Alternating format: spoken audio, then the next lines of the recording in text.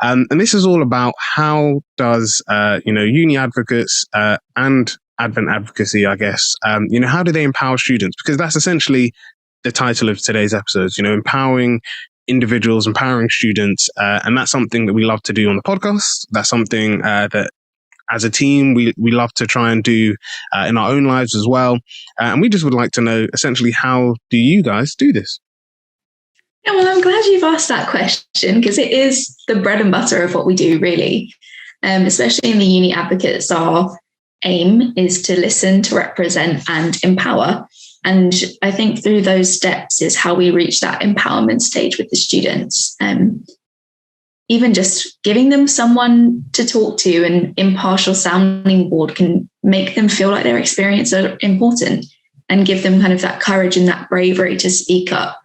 And I think for students, knowing that there's someone in their corner who is there to support them and can represent them if necessary, just gives them that little bit of an extra push and the bravery to say, hey, actually, I'm struggling, or I don't think that this is working at my university experience, and letting them know that they're not alone, I think, is what gives them the power to feel like their voice is important. And I think for students, being overlooked for so many years by processes in the government, by mental health in general, I think us speaking up and saying, students, you are important, kind of just gives them the opportunity to speak where they might not have felt that they did have that opportunity before.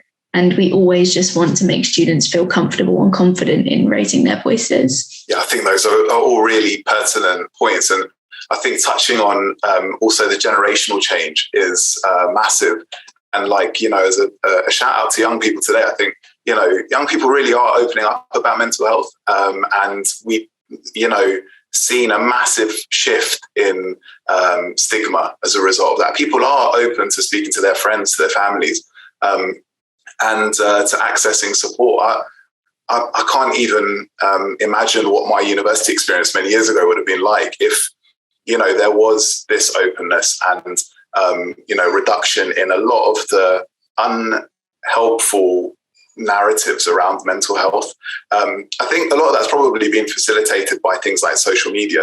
I know social media gets a bad rep, but actually, if you use it in a sort of, appropriate way, I guess, and you sort of use it to, if you use it rather than allow it to use you, let's say that, if you're actually engaged in it, and you're selecting people to follow that sort of represent the values that you're trying to align with, there's so much great content out there. I mean, I'm fascinated as someone who's only been using Instagram for a short period of time, just how much great content there is to talk about mental health, and to really speak to an individual who might otherwise not feel represented. The whole thing with mental health that I'm sure Emily will agree with me on is that it's not a binary thing. It's not you have good or bad mental health. It's a whole spectrum.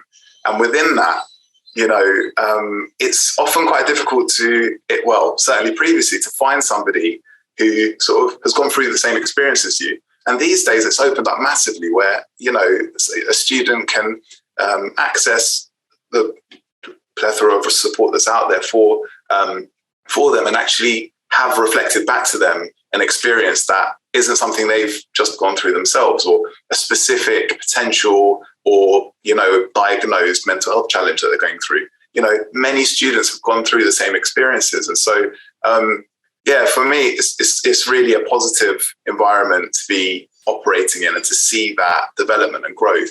And Uni Advocates certainly is there to encourage that and to, utilize what resources are out there to support students in embarking on these often quite challenging journeys.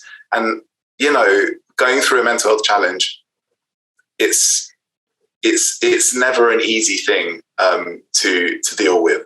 And sometimes the smallest tasks can seem really, insurmountable. And just having someone there to listen to what you're going through and to support you with even the small things. I'm sure when we get into sort of more about the Uni Advocate service and what we can offer, even a small thing like sending an email, that can be really daunting when you just are not sure about who to email, whether you're doing the right thing. Am I over exaggerating? Is this a problem that is, something that's worthy of additional support? It can be quite confusing. So, it's a pleasure to be able to do this work and to see students engaging in it and to see the growth within people as well.